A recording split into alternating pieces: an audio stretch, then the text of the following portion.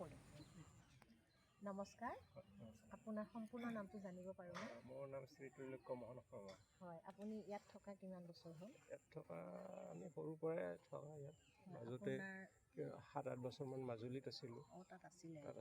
তাৰ পৰা আপোনাক আকৌ মই ইয়াতে আহিছোঁ। পাইছোঁ, বহুত দিনেই হ'ল পোৱা, কিন্তু আপোনাক আগত প্ৰথম হয়তো পোৱা নাছিল। ইয়াত প্ৰথম ইয়াতে আছিলোঁ। ইয়াৰ পৰা পিছত আকৌ মাজুলীলৈকে গ'লোঁ। গৈছিলে। মাজুলীত 7-8 বছৰমান থাকিলোঁ। হয় হয়। থাকি তাৰপিছত আকৌ ইয়ালৈকে আহিলোঁ। হয়, আৰু আপোনাৰ মানে জন্ম ঠাই? জন্ম ঠাই মোৰ পাটাচাৰকুছি, পাটাচাৰকুছি। বৰপেটা জিলা। হয় হয়। এতিয়া আপুনি আউনীআটী সত্ৰত যে আছে, এই সত্ৰখনৰ বিষয়ে আমাক দুআষাৰমান কওকচোন। এতিয়া আউনীআটী সত্ৰ বুলি কোৱাৰ লগে লগে আমাৰ মূল সত্ৰখনে প্ৰথম আহি পৰে। এইখন আমাৰ শাখাহে। শাখা সত্ৰ। গতিকে মূল সত্ৰখন আমাৰ স্থাপন হৈছিলে 1653 খ্ৰীষ্টাব্দত জয়ধ্বজ সিংহৰ দিনত। সেই সময়ত আমাৰ সত্ৰাধিকাৰ আছিল নিৰঞ্জনদেৱ গোস্বামী। তেখেতক সত্ৰাধিকাৰ হিচাপে প্ৰতিষ্ঠা কৰি মাজুলী আউনীআটী সত্ৰখন স্থাপন হৈছিল। আউনীআটী নামটো এইকাৰণে আহিছে যে যিখিনি ঠাইত স্থাপন হৈছিল তাত এই ওখ ওখ ঢিপ হৈ আছিল, মাত্ৰ এইবিলাক ওখ চাপৰ ঢিপ হৈ আছিল, সেইবিলাকক আটী বুলি কয়। আৰু গছ এজোপা আছিল, তাতে আউনী পাণ বগাই আছিল, আমাৰ বনৰীয়া পাণ সেইটো বগাই আছিল। গতিকে সেই আউনী পাণ আৰু এই আটীবিলাক যে সমান কৰি বনালে, সেই দুটা শব্দ সংযোগ কৰি আউনীআটী সত্ৰ কোৱা হয়। আৰু এই সত্ৰখন আমাৰ ব্ৰহ্মসংহতিৰ অন্তৰ্গত দামোদৰীয়া সত্ৰ। ব্ৰহ্মসংহতিৰ সত্ৰ যিমান আছে প্ৰত্যেকতে বিষ্ণু পূজাটো হয়। বিষ্ণু পূজা হয়, বেলেগ পূজা নহয়, বিষ্ণু পূজাটো হয়। ব্ৰহ্মসংহতিৰ এইটো বৈশিষ্ট্য। ব্ৰহ্মসংহতিৰ ভিতৰত আমাৰ হৰিদেৱ আৰু দামোদৰদেৱ দুজনাৰ জৰিয়তে যিমানখিনি সত্ৰ স্থাপিত হৈছিল, গোটেইখিনি ব্ৰহ্মসংহতিৰ অন্তৰ্গত সত্ৰ। গতিকে সেইফালৰ পৰা আমাৰ আউনীআটী সত্ৰখনো ব্ৰহ্মসংহতিৰ অন্তৰ্গত। আৰু এইখন আমাৰ উদাসীন সত্ৰ। আপোনাৰ পঢ়া শুনা? মোৰ পঢ়া শুনা মই MA পাছ কৰিছোঁ। অসমীয়া বিষয়? নহয়, পলিটিকেল চায়েন্সৰ। আপুনি পলিটিকেল চায়েন্সৰ। আপুনি মাষ্টাৰ ডিগ্ৰী ক'ৰ পৰা কৰিলে? মই কটনৰ পৰা কৰিছোঁ। আপোনাৰ লিখাটো বাৰু আমি পাইছোঁ। হয় হয়। আৰু আপুনি সত্ৰৰ কিবা নাম বৰগীত কিবা যদি গাব জানে এফাঁকিমান গাই দিয়কচোন। সাংস্কৃতিক বিভাগটো মোৰ নাই, মইতো এই ধৰ্মীয় দিশটোহে কওঁ। আচ্ছা, এতিয়া একেশ্বৰ বাদ আপোনাক মই এটা কথা জানিব খোজোঁ। আচলতে আমাৰ মনত কৌতূহল আছে যে একেশ্বৰ বাদ, সততা, ভক্তি, প্ৰতিটো শব্দ আচলতে ইটোৰ লগত সিটোৰ জড়িত। আপোনাৰ মতে অকণমান আমাক কওকচোন বহলাই। একেশ্বৰবাদ বুলি কোৱাৰ লগে লগে আমাৰ যিটো নৱ বৈষ্ণৱ ধৰ্ম সমগ্ৰ ভাৰততে আৰম্ভ হৈছিল 11শ শতিকাৰ পৰা। ভক্তি আন্দোলনৰ জৰিয়তে আদি শংকৰাচাৰ্যই প্ৰথম আৰম্ভণি কৰিছিল। তেতিয়াৰ পৰা সেই পৰ্যায়ক্ৰমে আহি আছে, গোটেই ভাৰততে বিয়পি পৰিছে। আমাৰ অসমতো মহাপুৰুষ শ্ৰীমন্ত শংকৰদেৱৰ নেতৃত্বতে গঢ় লৈ উঠিছিলে একেশ্বৰবাদটো। এই নৱ বৈষ্ণৱ ধৰ্মৰ মূল বস্তুটোৱে হ'ল একেশ্বৰবাদ, যিটো অদ্বৈতবাদ বুলি কোৱা হয়, অদ্বৈতবাদ মতবাদ। ইয়াত মূল কথাটো হৈছে যে ঈশ্বৰ সদায় এজনে, ঈশ্বৰ কেইবাজনো থাকিব নোৱাৰে। আৰু সেই ঈশ্বৰক সেৱা কৰিলেই মানুহৰ কল্যাণ সাধন হয়, বেলেগ আৰু বিভিন্ন বিচাৰিবলগীয়া কোনো কাৰণ একো নাই। এজন ঈশ্বৰ হিচাপে ধৰি লৈ সেইজনকে সেৱা কৰিব লাগে। আচ্ছা, আৰু ভক্তি কথাটো হ'ল কি, সেই এজন ঈশ্বৰকে ভক্তি কৰিব লাগে, অসংখ্য ভক্তি কৰিব লাগে। যেনেকুৱা যিদৰে আমি বৃক্ষৰ গুৰিত ঢালো পানী তেনেকুৱা গতিকে ধৰক যেনেকুৱা ধৰণে আমি পানী উলিয়াব লাগে মাটিৰ তলৰ পৰা।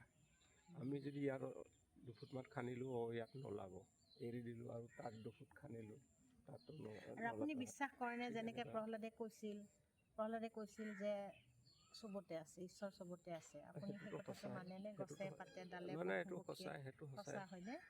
আপুনি যদি মনেদি ভাবে শিলতো ভগৱান আছে। আমাৰতো তেনেকৈ পূজাবিলাক কৰি আছে, তাততো আছে বুলি ধৰি লৈয়ে মানুহে ভক্তি কৰে।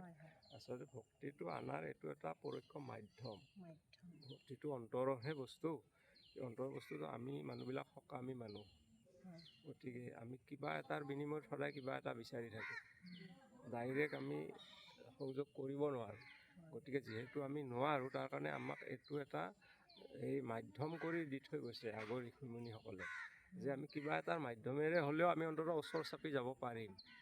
এইটো এটা মিডিয়েটৰ হিচাপে মাধ্যম কাম কৰে আৰু বুজি পাইছোঁ। মাধ্যমহে বস্তুটো। আচ্ছা, আপোনাৰ কথাখিনি জানি আমি বহুত ভাল লাগিল আৰু ভৱিষ্যতে আপোনাৰ ওচৰত আমি আকৌ আহিম হয়, আৰু হয়তো বহুত কথা জানিব লাগিব আমাৰ এই যিকোনো ক্ষেত্ৰতে। আমি আচলতে কি আমাৰ অসমৰ মানুহে শংকৰদেৱৰ কথা বহুতে নাজানে। আজিকালি কি হৈছে, নৱপ্ৰজন্ম কি হৈছে, আমাৰ ল'ৰা ছোৱালী আমি শিকাইছোঁ বেলেগ কথা, আজিকালি ল'ৰা ছোৱালী কোন শংকৰদেৱ, হু ইজ শংকৰদেৱ, আমাক প্ৰশ্ন কৰে।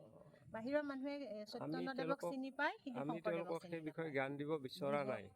নহয় নহয়, আমাৰ ল'ৰা আমাৰ ছোৱালীয়েতো ভুল। জানিব লাগিব। ল'ৰা ছোৱালী আমি জ্ঞান দিলেহে জানিব, সেইটোৱে সিহঁতে ক'ৰ কথা। পৰা জানিব। গতিকে আমাৰ মোৰ চেনেলৰ যোগেদি হওক বা আপোনালোকৰ থ্ৰুদি বা সত্ৰৰ যোগেদি মই এটা কথাই ক'ব খোজোঁ যে আমাৰ নতুন প্ৰজন্মক আমি মাক দেউতাকসকলে বা ওচৰ চুবুৰীয়া যিখিনি ভক্তিৰ লগত জড়িত ব্যক্তি বা মহিলা, তেওঁলোকে আমি ল'ৰা ছোৱালীক শিকাব লাগিব যে শংকৰদেৱ কোন আছিল। তেওঁ শংকৰদেৱ অকল যে এগৰাকী ধৰ্ম প্ৰচাৰক বা প্ৰৱৰ্তক আছিল সেইটো নহয়, আমাৰ তেওঁ সেইটোহে ভুল হৈ আছে, দাৰ্শনিকেই হওক, এটা সাহিত্য শ্ৰেণীৰ মাজত সেইটো দিশতেই ভুল হৈ হওক, আছে। হয়, আমি কেৱল তেওঁৰ তেখেতক বহুত অৱদান আছে গুৰু আমাৰ হিচাপে ধৰি লৈছোঁ, ধৰ্ম প্ৰচাৰক হিচাপে ধৰি লৈছোঁ, কিন্তু তেখেতৰ বাকী যিখিনি দিশ সাংস্কৃতিক অৱদান, সমাজ ব্যৱস্থাত তেখেত হ'ল এজন যুগনায়ক।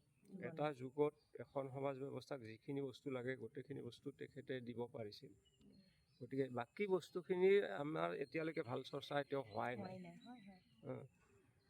গতিকে সেইটোৰ কাৰণে শংকৰদেৱ পিছ পৰি আছে।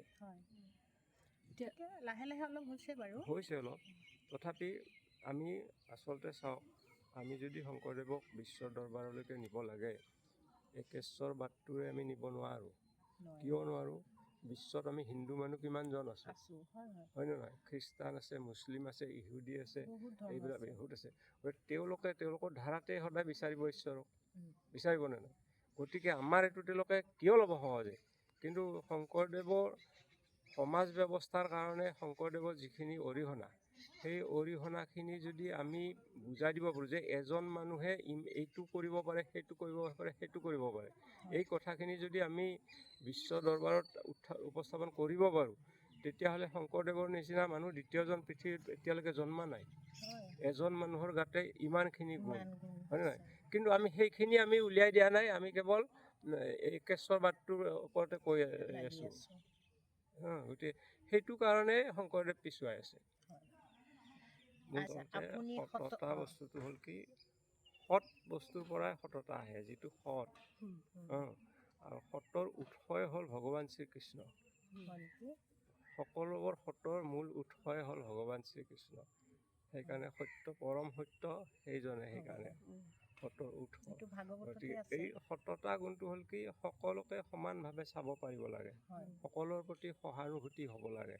সকলো বুলি কোৱাৰ লগে লগে অকল মানৱ সমাজকে ধৰি লোৱা নাই, ইতৰ জীৱ জন্তু, গছ গছনি, প্ৰত্যেকটো বস্তুৰ প্ৰতিয়ে সমভাৱাপন্ন হ'ব লাগে।